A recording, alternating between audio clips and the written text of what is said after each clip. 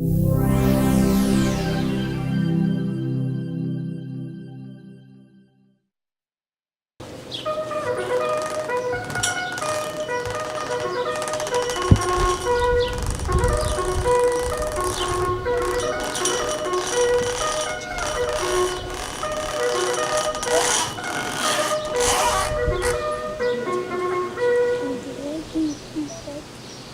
avez la 17 ans la médaille sur la croix de guerre.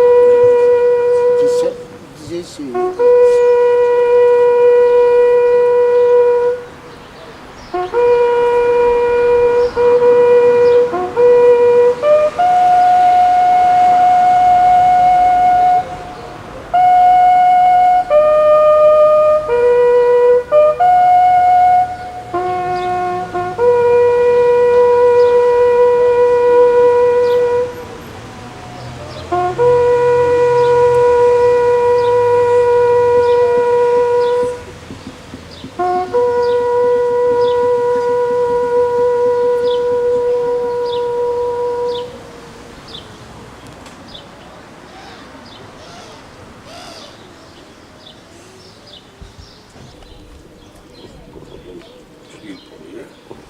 Donc je vais faire lire par deux membres du Conseil municipal des jeunes le discours du secrétaire d'État. Donc ils vont lire tour à tour chacun et chacune un paragraphe. Le 8 mai 1945, la victoire des nations alliées consacrait la victoire de la démocratie, des valeurs universelles, de la liberté et la dignité humaine. Il y a 72 ans, prenait fin en Europe la guerre la plus meurtrière que l'humanité ait connue. Plus de 50 millions de femmes, d'hommes et d'enfants, dont la moitié de civils, périrent. Dès le 18 juin 1940, par la voix du général de Gaulle, la France avait dit son refus et sa volonté d'agir pour retrouver sa place au sein des grandes nations, afin de porter son message universel de liberté, d'égalité et de fraternité. Le 8 mai 1945, la France était à Berlin, effaçant la défaite de mai 1940 et l'esprit de collaboration. Aujourd'hui, nous rendons hommage à toutes les générations de la Seconde Guerre mondiale. Hommage aux combattants de 1940, dont les sacrifices permirent lors de combats restés dans les mémoires, comme en Norvège, à Montcornet ou à Chasselet, de ralentir l'avancée de l'armée allemande au printemps 1940. Beaucoup d'entre eux laissèrent leur vie lors de la bataille de France et firent honneur à nos armées. Hommage à toutes ces femmes et à tous ces hommes français ou venus du monde entier, issus de toutes les origines et de toutes les les cultures qui conjuguèrent leurs efforts pour libérer le territoire national et faire triompher la fraternité.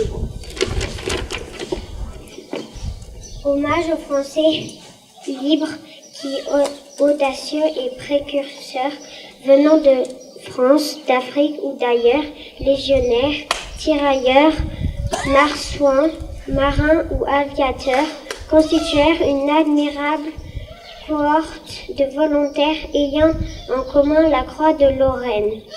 Ces soldats de l'armée d'Afrique ancien de Bir Hakeim débarquèrent en Provence. Ceux des commandos Kiefer furent les premiers Français à débarquer en Normandie.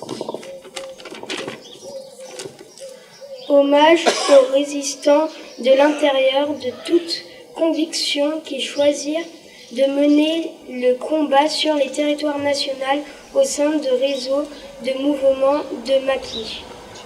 Hommage aux victimes de la déportation, condamnées pour leur idée et pour qu'elles étaient qui subirent l'innommable. Souvenons-nous des milliers de victimes civiles, hommes, femmes et enfants qui subirent représailles et bombardements. Souvent, nous également, de ces victimes trop longtemps oubliées, gens du voyage fichés et internés, malades et handicapés, morts de délaissement dans les établissements qui les hébergeaient. Notre pays s'est construit après 1945, sur le souvenir de ces tragédies et par la volonté de vivre ensemble au sein d'une Europe en paix, unie, préservée des nationalismes et des idéologies totalitaires. C'est cette volonté qui a permis la réconciliation des nations européennes et c'est sur cette base que la construction européenne fut possible. Aujourd'hui, 60 ans plus tard, l'union de ces nations est la garantie de la préservation de la paix et de la liberté des Européens.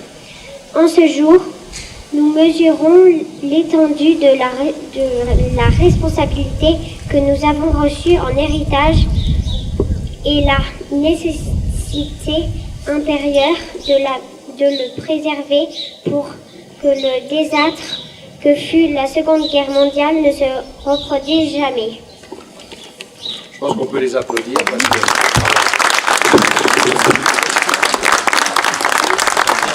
Donc mai 45, les combats cessent en Europe. Un monde nouveau va se mettre en place et dans notre pays, la reconstruction des zones dévastées débute. Simultanément, les grandes lignes du modèle social qui nous régit encore aujourd'hui sont jetées. Les avancées du Front populaire de 1936 sont renforcées, la sécurité sociale voit le jour. La solidarité nationale s'inscrit alors dans le quotidien des Français. Mai 2017, pour beaucoup, cette solidarité semble s'être estompée.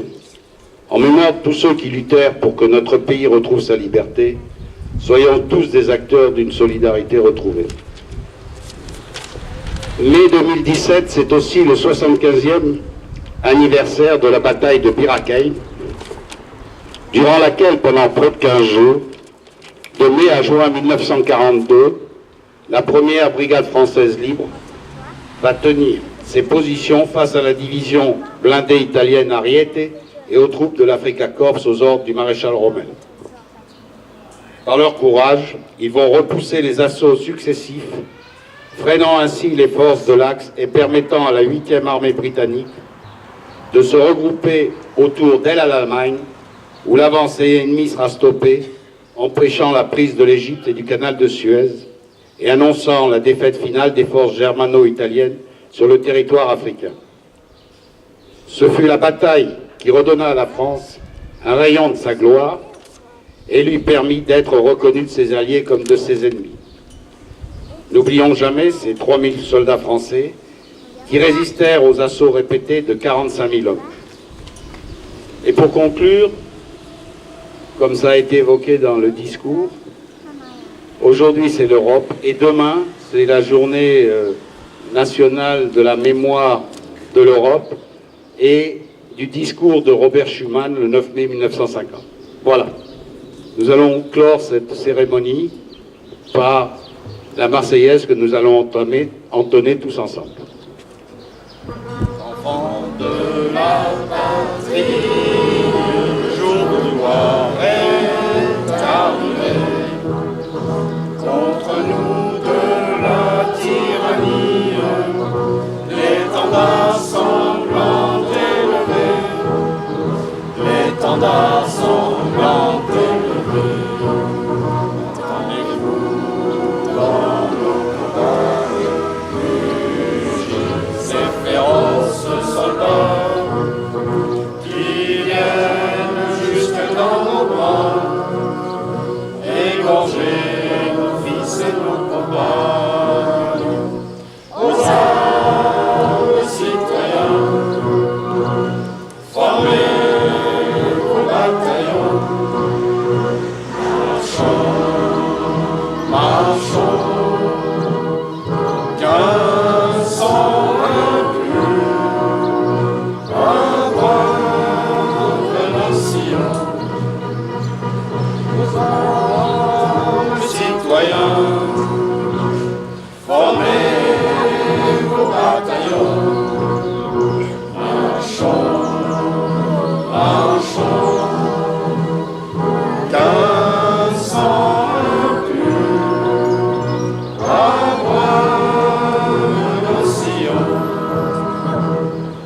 merci à tous et à toutes d'être venus.